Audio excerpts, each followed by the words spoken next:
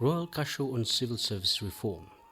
Tushin Chugi Gyabongong Namgyal laid the foundation of Bhutan's public service in Punakazong nearly 4 centuries ago. Since then, it has played a critical role in providing administration, dispensing justice, conducting foreign relations, and defending our sovereignty. It has provided continuity in governance and stability when our country faced severe challenges both externally and internally.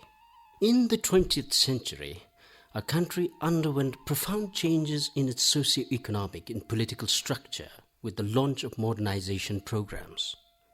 In order to respond to the new challenges, His Majesty King Jigme Dorje Wangchuk initiated far-reaching reforms to streamline and modernize the public service, building upon the modest but important initiatives of our first and second kings.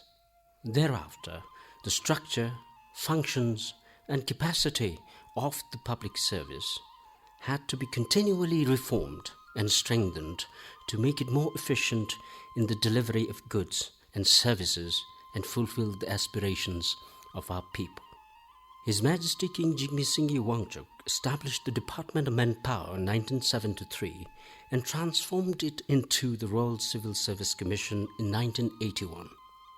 In the subsequent 4 decades, the civil service grew in organizational sophistication, manpower, and outreach, along with the expansion in the magnitude and scope of our national development plans and budget.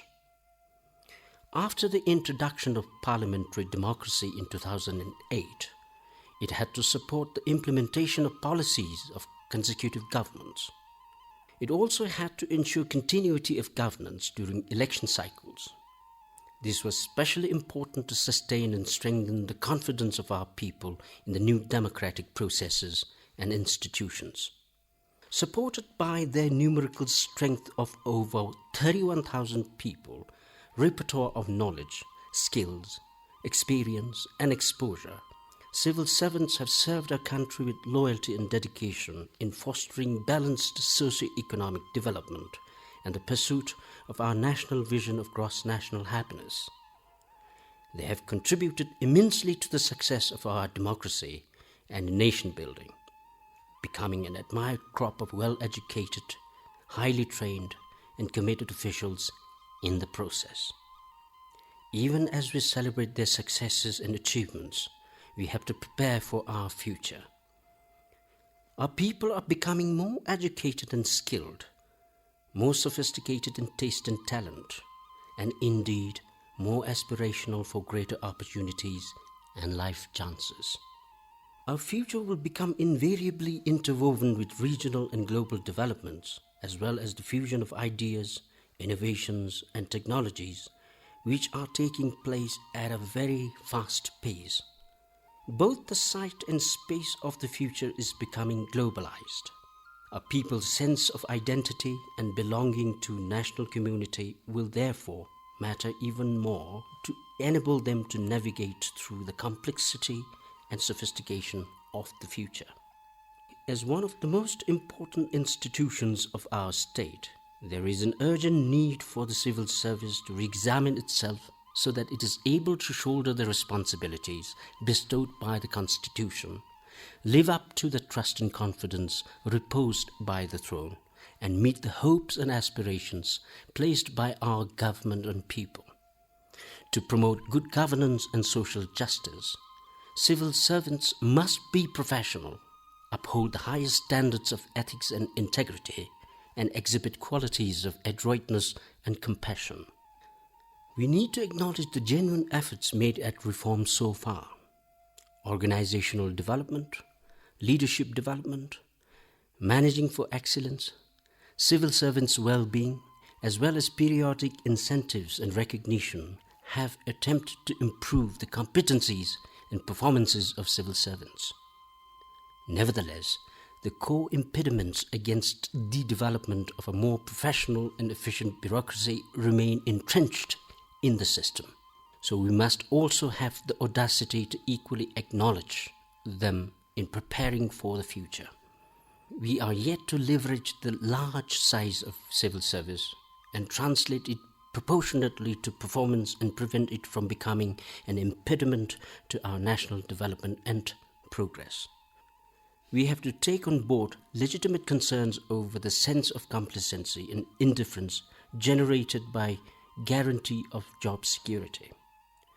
Protected employment has assumed that competencies and skills, job descriptions, and projects remain valid till superannuation. Seniority has been conflated with authority and competence. Institutions of check and balance have had the reverse effect of stifling initiative and courage in decision making, even as corruption is at risk of being institutionalized as a norm and accountability has been minimal.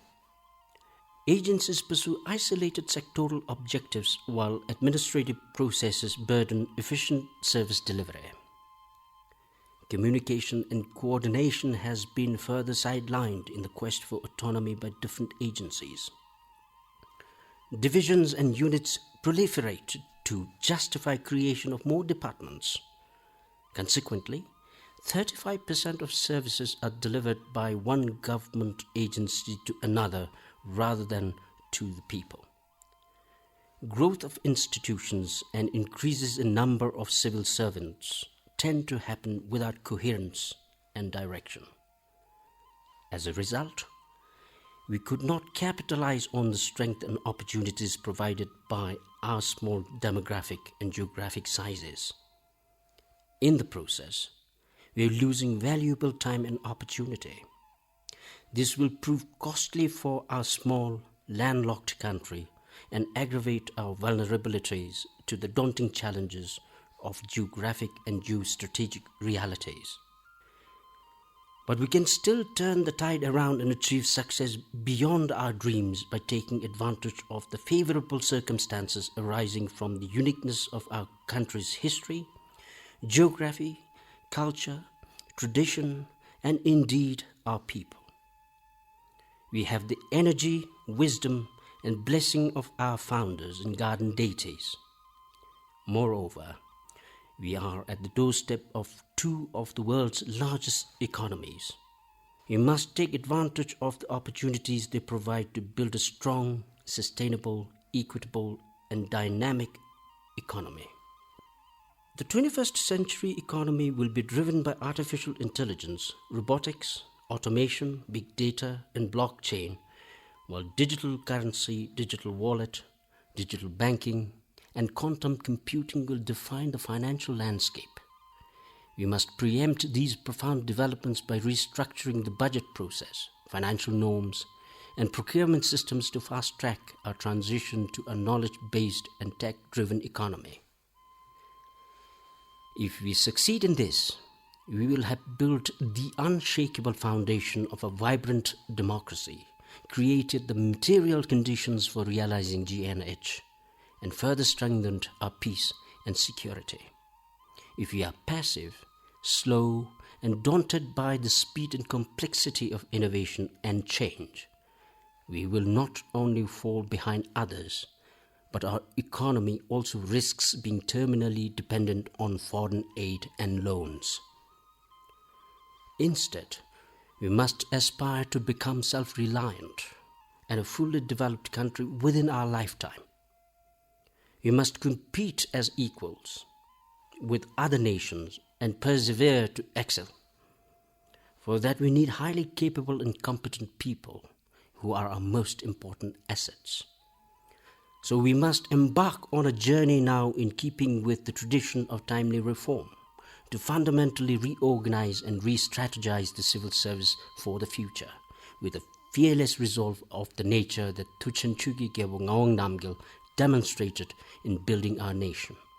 He said, "My resolve is such that until the task is accomplished, I will persevere even if lightning should strike from above, the space in between collapse, or the earth below move." We must be deeply conscious and cognizant of the fact that our goal of accomplishing the task at hand to fundamentally reorganize the civil service also reinforces the relentless pursuit of our overarching national goal of ensuring the survival of our sovereign statehood. For it is indeed my most sacred mandate as the Druk Gyalpo to safeguard the glorious land of Belden Drukpa.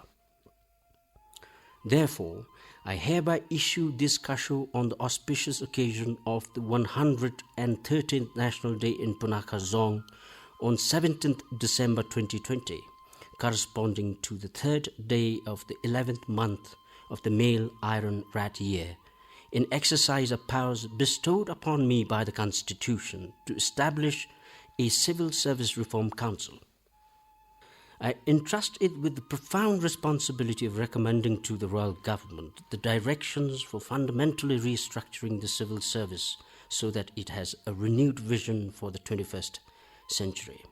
In order to realize the vision, the civil service has to be grounded as a robust organization that is apolitical, meritorious, innovative, resilient, and driven by a culture of research and state-of-the-art technology, enabling legislation and indeed the highest ethical standards of its leaders and personnel.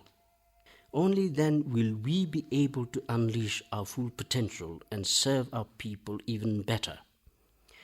It is my strong belief that a compact, efficient, and strong civil service remains the key to our nation's present and future well-being, security, and sovereignty. If we are able to do this, it will be one of our finest achievements and legacy.